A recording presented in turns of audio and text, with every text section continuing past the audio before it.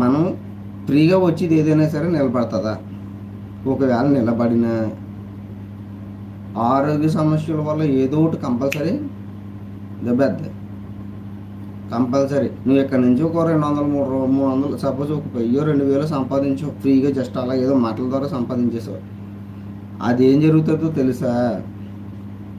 ఇదే ఫీజు మళ్ళీ డాక్టర్ గారికి ఇవ్వాలి, లేకపోతే ఇదే ఫీజు మెడికల్ షాప్లో పట్టుకుని ఏమైనా నాకు అక్కడ నొప్పి వస్తుంది అని ఇవ్వాలి. ఎందుకో తెలుసా? నువ్వు ఫ్రీగా కా ఏ పని చేయకుండా సంపాదించావు చూసావా, ఆ డబ్బు అది. నువ్వు కష్టపడకుండా చేసిన ఫలితానికి నువ్వు మళ్ళీ ఫలితం అనుభవించాల్సిందే పక్క.